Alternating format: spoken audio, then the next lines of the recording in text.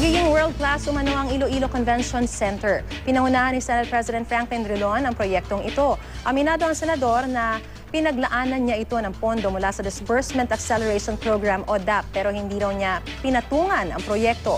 Narito po ang report.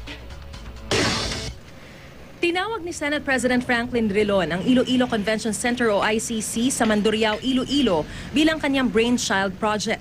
Ang umano'y overpriced na gusali ay nakatayo sa gitna ng Iloilo Business Park sa loob ng 1.7 hektaryang lote na donasyon ng Mega World Corporation.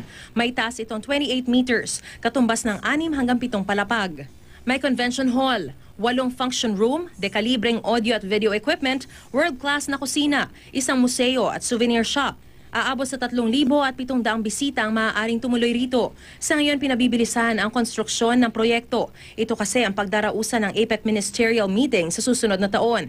Ayon kay Manuel Mejorada na nagreklamo laban kay Drilon, 679.85 million pesos ang nagastos para rito. Gayong base raw sa kanyang computation, 192 million pesos lamang ang proyekto. Ang umano'y patong dito aabot sa 487.85 million. Ayon naman sa Department of Budget and Management, 700 million ang nagastos sa proyekto. 300 million ang ipinondo ni Drilon mula sa kanyang Disbursement Acceleration Program noong 2012 at 2013.